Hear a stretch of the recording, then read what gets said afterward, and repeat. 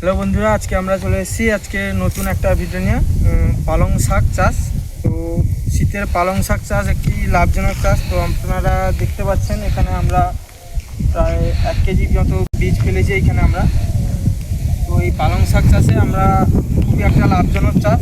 এখানে প্রথমে বীজ ফেলে তার উপরে কাপড় দিয়ে ঢেকে রেখেছিলাম, তারপরে বীজ ওঠার পর এই যে বর্তমানে বাজার করার জন্য মোটামুটি প্রস্তুত হয়েছে।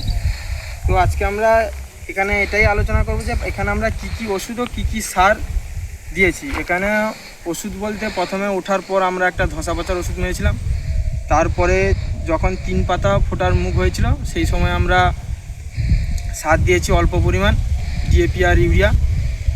তারপরে আবার একটা ভিটামিন মেরেছি এবং একটা ধসা পচার ওষুধ মেরেছি। এবং তারপরে আবার বর্তমানে 5-7 দিন আগে আমরা একটা সার দিয়েছি 14-35, গুমর আর ইউরিয়া, এই 3টি সারের মিশ্রণ করে দিয়েছি। তো বর্তমানে বাজারে নিয়ে যাওয়ার মতো তৈরি হয়ে গেছে। আজকে আমরা এই যে এখানে দেখতে পাচ্ছেন আপনারা পালং শাকের সাইজ কতটা বড় হয়েছে। এই যে পালং শাকের সাইজ আপনারা দেখতে পাচ্ছেন কতটা বড় হয়েছে। তো বর্তমানে বাজারে নিয়ে যাওয়ার মতো প্রস্তুত হয়ে গেছে। এটা শীতের খুবই একটা লাভজনক চাষ। এখানে বীজের খরচ প্রায় বলতে গেলে নেই।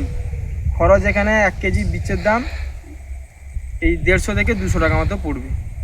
এবারে সার আর ওষুধেও খরচ খুব কম। সার আপনার খুব বেশি হলে এখানে 400-500 টাকার মতো আমরা দিয়েছি। ওষুধও খুব বেশি হলে 300 থেকে 400 টাকার মতো মেরেছি। তো সব মিলিয়ে খরচ টোটাল 1000 টাকার মধ্যে হয়েছে। এবং এটাকে যদি বর্তমানে যে পরিমাণ আছে এটা যদি বাজারে নিয়ে যাওয়া হয়, বর্তমানে বাজারে যে দামটা আছে সেইটার অনুপাতে এখানে মোটামুটি 5-7 হাজার টাকা হবে। তো আপনারা যারা শীতকালে পালং চাষ করবেন বলে ভাবছেন, আপনারা এই পদ্ধতিতে চাষ করতে পারেন, তাহলে খুবই ভালো হবে পালং শাকটা। এবং পালং শাকের যে পাতার কোয়ালিটি ওইটাও খুব ভালো হবে। আমি এখানে বলে রাখি, পালং শাকের পাতার কোয়ালিটি নিয়ে আসার জন্য আপনারা ভিটামিন জাতীয় যে কোনো ওষুধ, ফোরেক্স বা ইসাবিয়নের সঙ্গে বোরন মিশিয়ে আপনারা এখানে মারতে পারেন, তাহলে যে পাতার যে গ্লেজটা থাকে ওইটা খুব ভালো থাকে। এবং ওই যে পাতার গায়ে গায়ে দাগ থাকে, কোঁকড়ানো দাগ থাকে, ওইটা একদম হবে না। আর পোকার ওষুধ এখানে পালং শাক যখন বাজারে নিয়ে যাওয়ার মতো তৈরি হয়ে যাবে তখন কোনো গন্ধওয়ালা পোকার ওষুধ মারা যাবে না।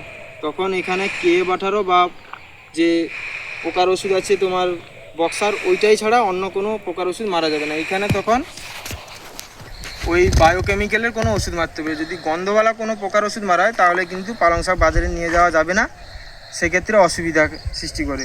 আর সবথেকে ভালো হয় পালং শাক যখন বাজারে নিয়ে যাওয়া হবে তার বাজারে নিয়ে যাওয়ার 5-7 দিন আগে যদি আপনারা এই ওষুধটা প্রয়োগ করেন, তো তখন 5-7 দিন পর ওষুধের ডোজও থাকবে না, বাজারেও নিয়ে গেলে কোনো অসুবিধা হবে না, আর কোনো সমস্যা হবে না।